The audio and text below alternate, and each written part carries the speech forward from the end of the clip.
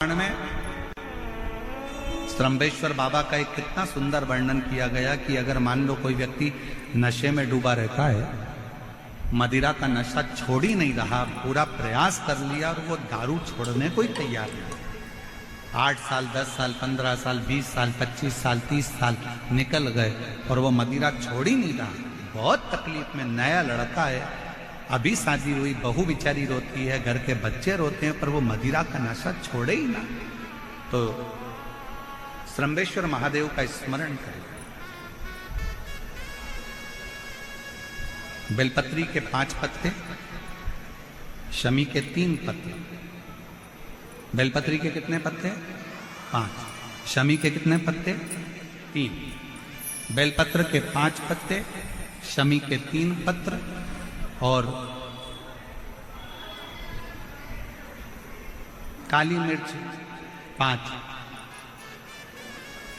1 पत्र शमी पत्र सब साथ में लेकर काली मिर्च के साथ में बाबा देव अधिदेव महादेव को, भगवान शंकर को समर्पित करो। श्रम्भेश्वर महादेव का नाम लीजिए। जम के बोलो, कौन सा महादेव? श्रम्भेश्वर महादेव। आपने कथा में सुना होगा कि शरम्भ पक्षी का रूप मेरे शंकर भगवान ने लिया था। किसके लिए लिया था? नरसिंह भगवान को जो गुस्सा आ रहा था, नरसिंह भगवान जो तोड़ फोड़ कर रहे थे, सारे देवताओं को डर लग रहा था, तब भगवान शंकर ने शरम्भ पक्षी का रूप धारण कर नरसिंह भगवान को अपने पंजे में उठाकर अलखनंदा नदी में ले जाकर डाल दिया। शिव जी ने एक नाम लिया, शंकर जी का एक नाम का उच्चारण हुआ। क्या नाम था? जम के बोलो, श्रम्भेश्वर महादेव। आवाज नहीं आ रही है, जरा दम के बोलो, कौन से महादेव? बोल श्रम्भेश्वर महादेव की। श्रम्भेश्वर महादेव। 5 बेलपत्र, 5 कमल काली मिर्च, 3 शमी पत्र शंकर जी को चढ़ाकर बाबा से श्रम्भेश्वर महादेव का नाम लेकर विनय कर बाबा आपकी कृपा होगी तो जीव नशे से मुक्त जरूर होगा। शंकर, आपकी कथा कहती है कि आप राम नाम की मस्ती में डूबते हो और नशे को त्यागते हो। बाबा, मेरे भी घर में एक व्यक्ति, उसका नाम ये है, ये गोत्र है, वो नशे में डूबा रहता है। बाबा, इसको नशे से बाहर निकालो। झोली पसार कर प्रणाम करो। अपने हाथ की हथेली को,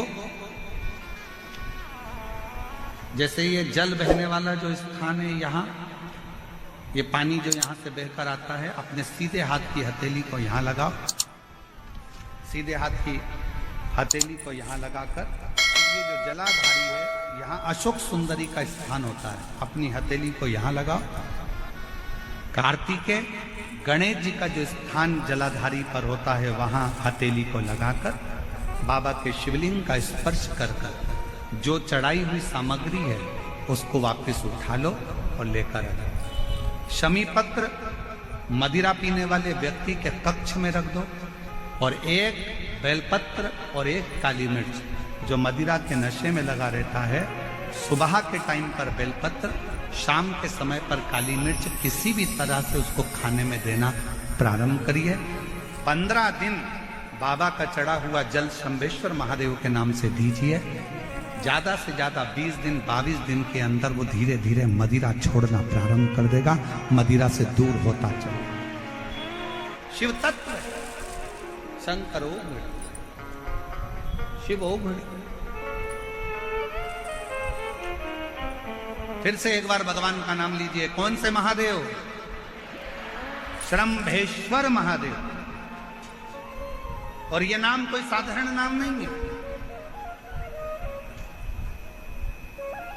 कितना भी घर में झगड़ा हो रहा हो, भाई भाई का झगड़ा हो, रिश्तेदारों का झगड़ा हो, कोर्ट कचहरी चल रही हो, अगर आप तकलीफ में हैं तो 1 लोटा जल श्रम्भेश्वर महादेव के नाम से शिव जी पे चढ़ाओ।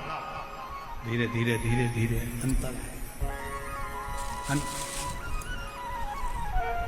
कोई कोमा में पड़ा है, व्हील चेयर पर पड़ा है, हॉस्पिटल में पड़ा है, डॉक्टर ने कह दिया कि अब भगवान के ऊपर है, हमने सारी दवाइयां दे दी, गोलियां दे दी, सारा इलाज कर लिया, अब ये उठेगा नहीं उठेगा, चलेगा नहीं चलेगा, आगे बढ़ेगा नहीं बढ़ेगा, इसकी जवाबदारी हमारे पास नहीं है। उस समय पर केवल ध्यान देना, अशोक सुंदरी, गणेश जी, कार्तिकेय वाले स्थान पर एक एक चावल का दाना 3 रखो। अगर पी ले तो ठीक है, नहीं पी सकता उसके शरीर पर उस जल को लगाना रोज प्रारंभ करो। धीरे धीरे वो कोमा से भी बाहर निकलेगा, शरीर भी चलेगा और वो आगे बढ़ना प्रारंभ करेगा। श्रंभेश्वर महादेव के नाम मात्र में इतना बल होता है कि श्रंभेश्वर महादेव की यहां तक शिवपुराण कहती है कि जब जब श्रंभेश्वर महादेव की कथा आए और दिल से अगर आपने सुना है तो व्यक्ति रोग से, दुख से निवारण होता ही है। वो श्रंभेश्वर महादेव, श्रंभेश्वर। क्यों शिव महापुराण की कथा में लोग इतने तकलीफ है, बीमार हैं तो भी शंकर की कथा में क्यों जाते? इतना धूप है, गर्मी है, फिर भी लोग जाते, बीमार लोग भी पहुंचते, क्यों पहुंचते? उसका कारण है किसी भी तरह से शंकर की कोई कथा हमारे श्रवण शक्ति में जाएगी और वो हमें शक्ति प्रदान करेगी, क्योंकि उसका नाम महामृत्युंजय है। वो मृत्यु को भी जीत सकता है तो आराम जरूर दे सकता है। वो शिव है। समय आया, आगे वर्णन आता है। बचकल गांव में समुद्र के तट पर एक वाशकल गांव है जहां पर ब्राह्मण ही ब्राह्मण रहते हैं, पर एक गलत संगत में पड़ गया तो सब गलत कर बैठे। पुराण की कथा कहती है, भगवान शंकर का चरित्र कहता है, शिव तत्व कहता है। भगवान शंकर का पवित्र चरित्र कह रहा है, भगवान शंकर का पावन चरित्र वर्णन करता है। मान लो कोई व्यापार, कोई दुकान, कोई फैक्ट्री आपकी ठीक नहीं चल रही है। आप ठेला लगा रहे हो, सब्जी की दुकान लगा रहे हो, कोई दुकान खोलकर बैठे हो, कोई फैक्ट्री लगाकर बैठे हो, कोई व्यापार कर रहे हो और उस व्यापार में तुम्हें आनंद नहीं आ रहा, बहुत तकलीफ चल रही है, बहुत तकलीफ, सब कुछ करके देख लिया पर वो तकलीफ मिटी नहीं रही। तो थोड़े दिन, थोड़े समय किसी भी शंकर के मंदिर में बटकेश्वर महादेव के नाम से एक बेलपत्र चढ़ाने का तरीका जरा समझ लेंगे। आप अगर जिस दिशा में खड़े हो, अगर आप शंकर के शिवलिंग के इधर हो तो बेलपत्री का डंडी का मुख आपकी ओर होना चाहिए। आप इधर हो तो डंडी का मुख उधर हो, आप उधर हो तो डंडी का मुख उधर हो, आप इधर हैं तो डंडी का मुख इधर हो। बटकेश्वर महादेव के नाम से शंकर जी के मंदिर में एक बेलपत्री पर डंडी का मुख अपनी ओर होना चाहिए। जो डंडी है इसका मुख अपनी ओर। बटकेश्वर महादेव के नाम से एक बेलपत्र शंकर भगवान को समर्पित करो बटकेश्वर महादेव के नाम से। और बेलपत्र चढ़ाने के बाद में जो तुम्हारे कलश में जो जल है, लोटे में जो जल है, वो 7 बार, लोटे का जल 7 बार, 7 बार से मतलब है अलग से लोटा भरना नहीं है, 7 बार उसी लोटे का जल जब बेलपत्र डंडी समेत समर्पित कर दें, 7 बार उस लोटे के जल को 7 बार बटकेश्वर महादेव का नाम लेकर अपनी मन की कामना कर कर बाबा से विनती करते हुए कि बाबा मेरी ये छोटी सी अर्ज स्वीकार करते, 7 बार उस जल को चढ़ाओ। लगातार कम से कम आप 15 से 20 दिन तक लगातार बटकेश्वर महादेव के नाम से चढ़ाओगे। ऐसी कोई दुकान और फैक्ट्री नहीं तो चले नहीं और आगे बढ़े नहीं और काम सुलझे। बटकेश्वर महादेव, भगवान शंकर का ये नाम, भगवान शिव का ये स्तुति, भगवान शंकर का ये नाम बटकेश्वर महादेव। स्वयं भगवान शंकर ब्रह्मा जी का जब सिर कटकर बड़का पेड़ बन जाता है और उस पेड़ के नीचे, वृक्ष के नीचे शंकर भगवान विराजमान हो जाते हैं, शिव जी उसके नीचे विराजमान हो जाते हैं, उसी का नाम बटकेश्वर महादेव पर। बटकेश्वर शंकर भगवान ने कह दिया, दक्ष प्रजापति तुमने बम बम बोलकर मेरी स्तुति करी है, मैं वर देता हूं जो मेरे मंदिर में आकर बम बम बोलेगा मैं समझ जाऊंगा कि मेरा ससुर आया है, मैं समझ जाऊंगा। अब एक जगह हम कथा कर रहे थे, उस कथा में हमने कह दिया कि पुरुष अगर जाके बोले कि बम बम तो भगवान समझे ससुर आया। तो एक माता जी ने कहा अगर स्त्री बम बम बोले तो, हमने कहा सास, उसमें क्या दिक्कत है? शिव तो शिव है, ओगड़ी तो ओगड़ी है। चले बाबा भोलेनाथ। सती मैया जलकर भस्म हुई, हिमालय राज के यहाँ गई। हिमालय राज के यहाँ जो सती माता जन्मी वो पार्वती माता के नाम से विख्यात हुई। बोल पार्वती माता की, माँ पार्वती के नाम से विख्यात हो गई। अवस्था देव ऋषि नारद ने कहा, और देव ऋषि नारद के कहने पर धीरे धीरे धीरे धीरे माता पार्वती शंकर भगवान की आराधना में लीन हो गई। समय आया, शंकर भगवान का विवाह माता पार्वती जी के साथ पक्का हो गया। शिव दूल्हा बने, पार्वती बोलो बोलो जमके दुल्हन। मैनावती नहीं चाहती थी कि महादेव जी के साथ में पार्वती जी का विवाह हो, पर पार्वती मैया कहती थी कि देवर्षि नारद ने कहा है कि मेरा विवाह शिव के साथ होना चाहिए, और मैंने बाल्यवस्था से शंकर जी को अपना पति मान लिया है, इसलिए मैं उनसे विवाह करना चाहती हूं।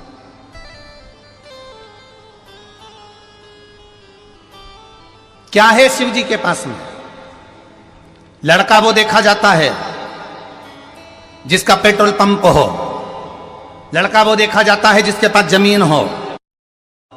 पार्वती जी ने कहा मां, ये गाड़ी, ये बंगला, ये प्रॉपर्टी, ये जमीन तुमने मेरे लिए देखकर देवी दी, और मालूम पड़े मैं चली भी गई और पहुंचने के बाद मान लो वो गाड़ी, बंगला, जमीन, जायदाद सब शेयर मार्केट में चले गया, डब्बा गोल हो गया, और मालूम पड़े सब सत्यानाश मिल जाए उन सामग्री का, तो फिर उस जगह पर तुम्हारी बेटी अकेली रह जाएगी, क्योंकि तुम लड़का श्रेष्ठ नहीं देखा कि जो कर्म में प्रबल हो, अपने बल में प्रबल हो, जो अपनी विद्या में प्रबल हो, जो कार्य के प्रति जागरूक हो, उस लड़के को नहीं देखा। तुमने केवल धन वैभव देखा,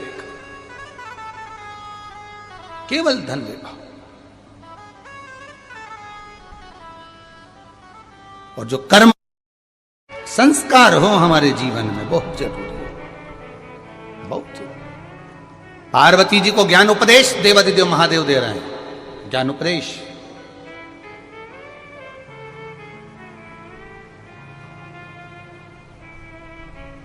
और पार्वती मैया उस उपदेश को पाकर आज प्रसन्न हो गई। विवाह हुआ, मां जगतजननी नंदी पर सवार होकर शंकर भगवान के साथ में कैलाश धाम पहुंच गई। समय आया, शंकर भगवान के तेज पुंज को ले जाकर गंगा जी को दे दिया। गंगा जी की धारा से 6 पुत्रों का प्रागट्य हो गया, षडानंद कार्तिकेय का जन्म हो गया। गंगा जी को मालूम पड़ा तो गंगा जी ने जाकर क्रोध किया, क्रोध कर अग्निदेव सूर्यदेव को श्रापित किया। गंगा के जल से अपने पुत्र कार्तिकेय को लेकर आ गई षडानंद। जब षडानंद कार्तिकेय जी प्राप्त हो गए, षडानंद कार्तिकेय जब मिल गए, आ गए, तब उस समय पर कार्तिकेय के आने के बाद मां पार्वती जी ने कहा अब तुम जाओ और तारकासुर का संहार करो। पर एक बात का स्मरण तुम्हारे भीतर रहे, जिस तारकासुर को तुम मारने जा रहे हो, तारकासुर के हृदय में शिव बसा हुआ है, भगवान शंकर बसे हुए हैं। कहा षडानंद कार्तिकेय ने कि मां, तारकासुर तो असुर है, राक्षस। पार्वती जी कह रही भले वो राक्षस है, उसके हृदय में शिव बसा है। वो असुर है, उसके हृदय में शंकर बसा है। मैं तुझसे कहती हूं षडानंद कार्तिकेय, तारकासुर को मारना तो उसके हृदय में कोई बाण न लगे, उसके हृदय को घात न लगे। शरीर को छेदित करेगा चल जाएगा, पर हृदय को छेदित मत करना। मैं, मेरा शंभु विराजमान है, मेरा शंकर। सारे देवताओं की लिस्ट उठाकर देखना, सारे देवताओं में इंद्रदेव के दुश्मन मिलेंगे, असुर मिलेंगे, राक्षस मिलेंगे। आप भगवान विष्णु से युद्ध करने वाले असुर प्राप्त होंगे, ब्रह्मा जी के ऊपर आक्रमण करने वाले असुर प्राप्त होंगे। पूरे चरित्र को उठाकर देखो 33 कोटि देवताओं के, केवल शंकर भगवान से द्वेष रखने वाला एक भी असुर नहीं था। रावण भी भजन करता था तो शिव का करता था। शंखचूर्ण भी भजन करता तो शिव का करता, जरासंध भी भजन करता तो शिव का करता। जितने भी असुर हुए, जितने भी राक्षस हुए, ये शंकर भगवान के विरोधी नहीं थे, ये शंकर भगवान के द्वेषी नहीं थे, पर दूसरे के द्वेषी थे। इसलिए शिवजी प्रकट होकर इनका संहार करना चाहते थे। क्यों, किस लिए? तारकासुर ने क्या मांगा था कि सदानंद भगवान शंकर के पुत्र द्वारा मेरे प्राण छूटे? क्यों मांगा? क्योंकि तारकासुर जानता था शंकर भगवान शादी नहीं करेंगे। मैं मांगूंगा कि इनके पुत्र द्वारा मेरे प्राण छूटे तो इनकी विवाह होगा, नहीं तो ये विवाह भी नहीं करेंगे। शिव तत्व करा है, कनक कुंडला का विवाह रत्न भद्र के साथ हो गया। रत्न भद्र यक्ष की पत्नी बन गई कनक कुंडला। कनक कुंडला जब इंद्रलोक में गई तो इंद्रलोक में कनक कुंडला से पूछा कि इतने सारे देवता थे तो तूने रत्न भद्र को ही अपने विवाह के लिए क्यों चुना?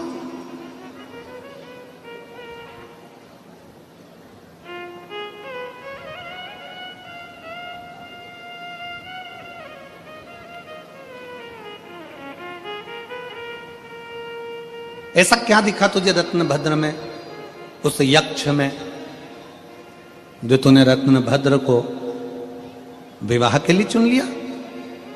कनक कुंडला ने कहा कि मैं नृत्य कर रही थी, 5000 वर्ष निकल गए थे, पर वो दीप जल नहीं रहा।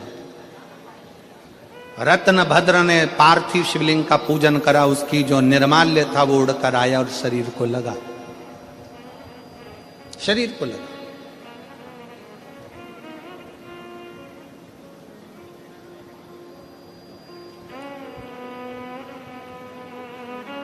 आप सबके स्मरण में एक कथा होगी श्रीमद् भागवत की। भगवान कृष्ण ने अपने पांव की मिट्टी उठाकर खाई थी। खाई थी कि नहीं खाई थी? भागवत सुनी है कि नहीं सुनी है? सुनी है सबने? भगवान ने मिट्टी खाई कि नहीं खाई? खाई ना। भागवत जी में लिखा है कि भगवान ने मिट्टी खाई। तो किसी ने पूछा भगवान से कि भगवान तुमने ये मिट्टी क्यों खाई? भगवान कहते हैं जिस समय पर पूतना मुझे विष पिलाने के लिए आई थी, उस समय पर सबसे पहले पूतना ने मुझे दूध पिलाया था। और दूध पिलाते समय जितने ब्रज के बच्चों को पूतना स्तनपान कराते कराते आई थी, दूध पिलाते पिलाते आई थी, विष पिलाते पिलाते आई थी, सारे बच्चों के प्राण उनके मुख से छूटे थे और पूतना के स्तन में चले गए थे। मैंने दूध पीने के बहाने उन बच्चों के प्राणों को, ब्रजवासियों के प्राणों को अपने खींच कर पेट में रख लिया था। भगवान कहते हैं ये सारे ब्रजवासियों का उद्धार तो मेरे चरण की रज से हो जाएगा।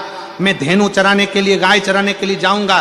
गाय चराने के लिए जब जाऊंगा तो गाय आगे आगे चलेगी, मैं पीछे पीछे चलूंगा। गाय जब वापिस आएगी तो मैं जब पीछे चल रहा हूंगा तो बाद में आते समय गाय के चलने से वो रज उड़ेगी।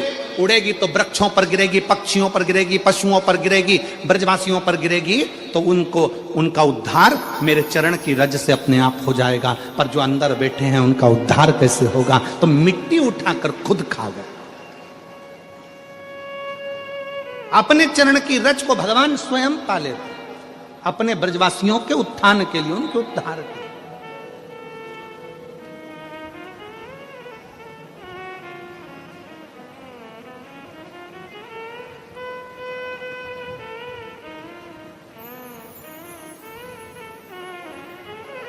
अब जब आप सब भी यहां से उठ के जाते हो ना, सब उठ के जाते हो ना, जब तो जाते जाते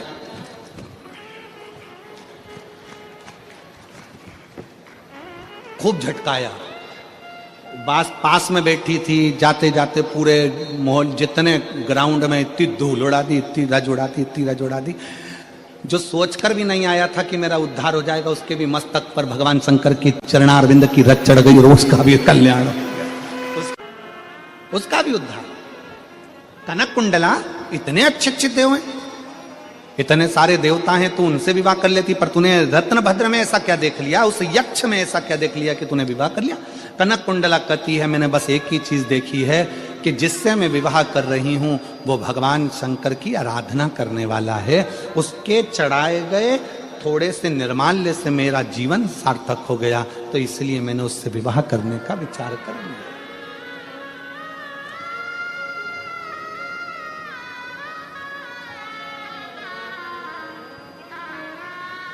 मेरा बेटियों से निवेदन है, आप विवाह करो, मना नहीं है, पर विवाह करते समय इतना जरूर देखना कि जिसके साथ विवाह कर रहे हो वो हमारे सनातन धर्म को मानता है कि नहीं मानता।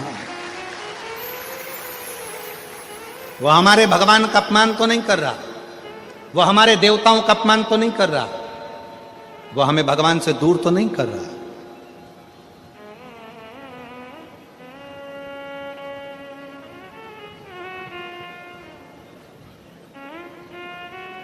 अपने देव का अपमान तो नहीं कर रहा, शिव तत्व कह रहा। कनक कुंडला ने रत्नभद्र से विवाह कर लिया, शादी हो गई, निकल गए कई साल, पर बच्चे का जन्म नहीं हुआ। कनक कुंडला के घर में बच्चा नहीं हुआ, संतान नहीं हुआ। कई बार व्यक्ति प्रयास करता है, एक बार पशुपति व्रत करा, 2 बार पशुपति व्रत करा, 3 बार पशुपति व्रत करा, 1 बार सफेद आंकड़े की जड़ बांधी, तुमरुका जी का नाम लेकर 2 बार बांधी, 3 बार बांधी, 4 बार बांधी, नहीं हुआ। मनुष्य की देह मिले तो 3 चीजों से बचना। पहले नंबर पर है कर्ज, दूसरे नंबर पर है क्लेश, और तीसरे नंबर पर है कलंक। यदि संसार में जन्म मिले तो इन 3 चीजों से बचने का प्रयास करो। पहले नंबर पर है कर्ज।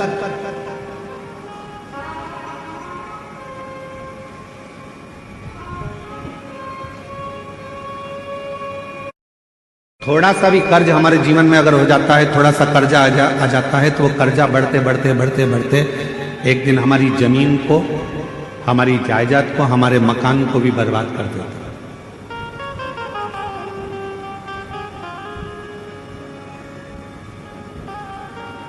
मेरे छत्तीसगढ़िया रहवासियों से पहले भी निवेदन करा था भिलाई में, और आज फिर छत्तीसगढ़िया के रहवासियों से निवेदन करूंगा, मेरे छत्तीसगढ़ के रहवासियों से कहूंगा कि अपनी जमीन को बेचकर शहर जाने का प्लान मत बनाओ, बल्कि अपनी गांव को इतना उज्जवल बनाओ कि शहर का आदमी भी तुम्हारे गांव को देखने के लिए पहुंचे।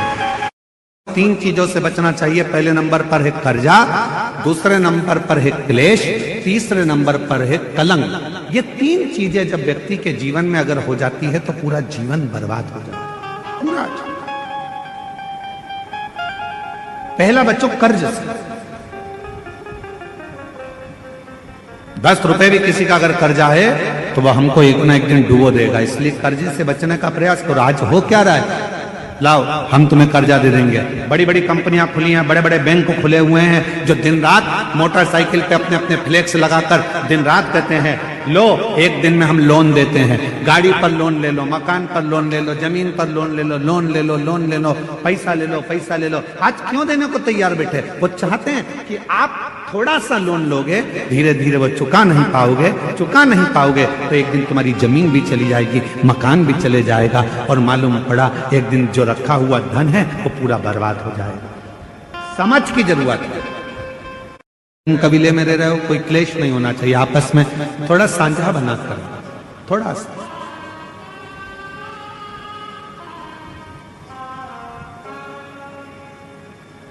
आप सबको मालूम से बच जाओ। दूसरा क्लेश से बचो।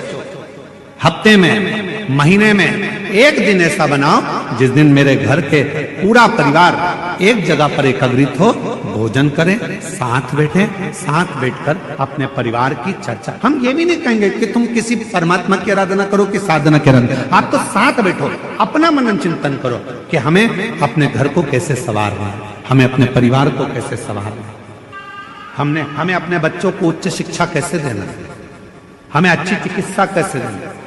हम कहीं आडंबर में तो नहीं फंस रहे, क्लेश से। और तीसरे नंबर पर कहा कलंक से बचे।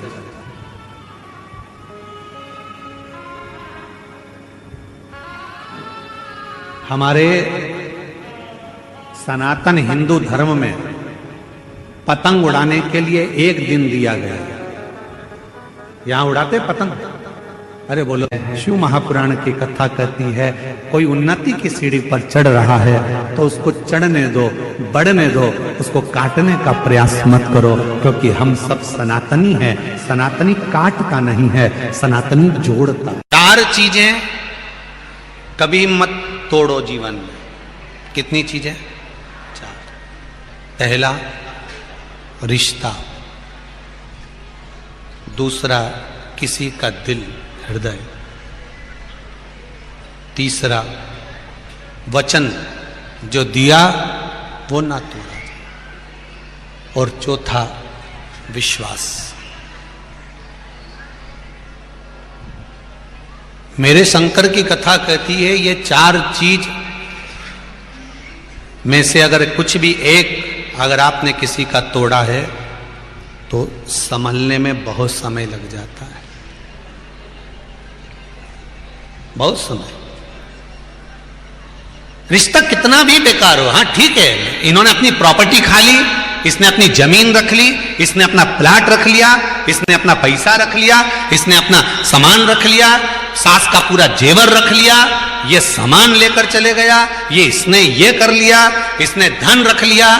फिर भी निवेदन है कुछ भी हो पर रिश्ता कभी समाप्त मत करो, रिश्ता कभी मत तोड़ो, क्योंकि धन वापिस कभी ना कभी प्राप्त हो जाएगा, पर जो प्रेम का रिश्ता है वो फिर वापिस नहीं मिल पाएगा। संबंध जरा सी देर में रिश्ता तोड़ लेते हैं लोग। इसने पैसा रख लिया, हमारा हक रख लिया, हमारा धन रख लिया, हम इससे बोलेंगे नहीं। किसी ने तेज आवाज में बात करी, मैं तो तुमसे बात नहीं करूंगा। किसी ने कुछ बोला, मैं तुमसे बात नहीं करूंगा। अरे क्यों रिश्ता तोड़ते हो? जरा जरा सी बात में कोई सुपाड़ियां खा के फेंक दोगे? तोड़ना नहीं है, जोड़ने की बात करना है। महाराज, एक किसी का हृदय मत तोड़, किसी का भी हृदय, ठीक है।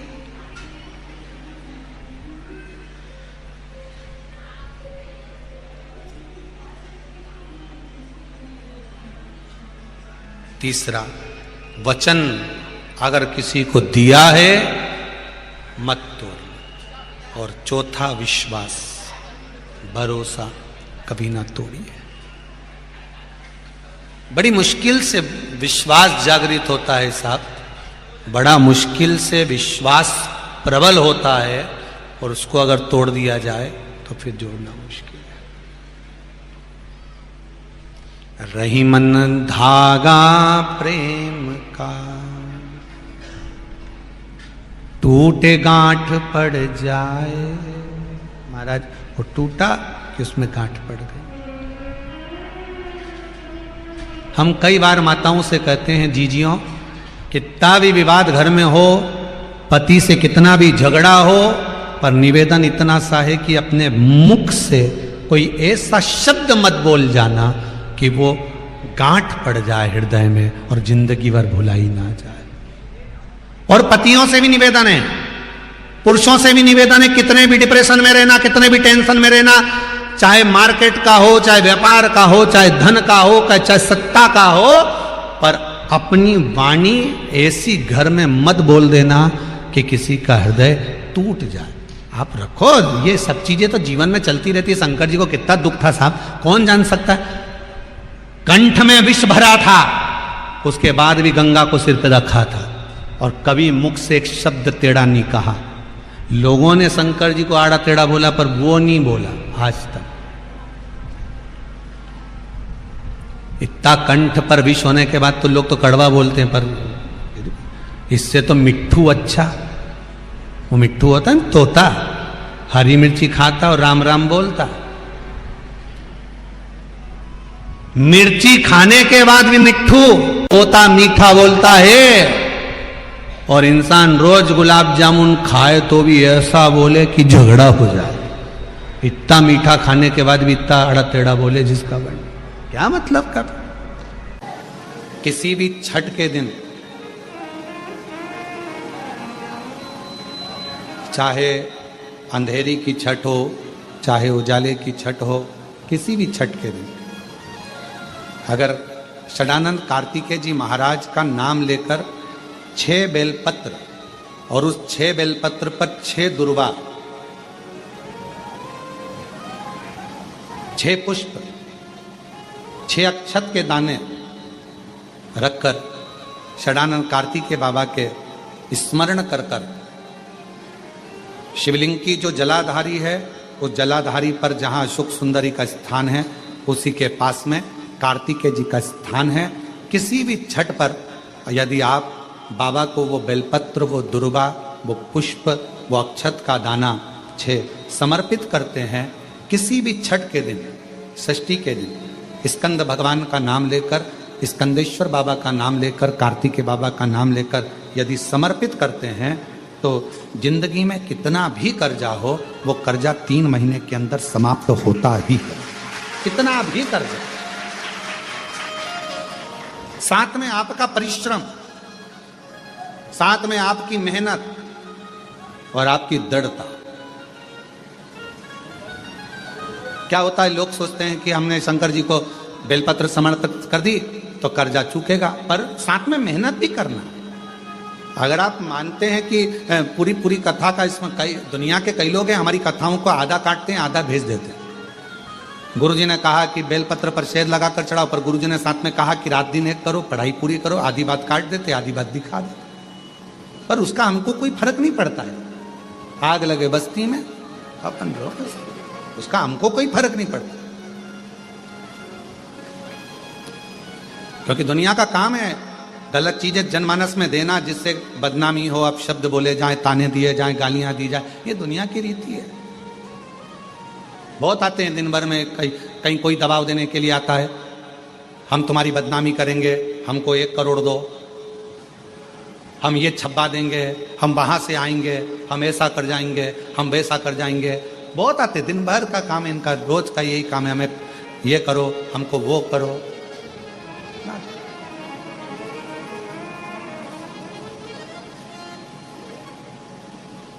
शिव तत्व है। दबाव देने वाले ढेर मिलेंगे, अपशब्द कहने वाले ढेर मिलेंगे, ताना देने वाले ढेर मिलेंगे, पर आप अपनी पूर्ण ऊर्जा के साथ में शिव महापुराण की कथा कहती है, 6 बेलपत्र, 6 पुष्प, 6 दुर्वा, 6 चावल के दाने और साथ में अपना परिश्रम पूर्ण करो।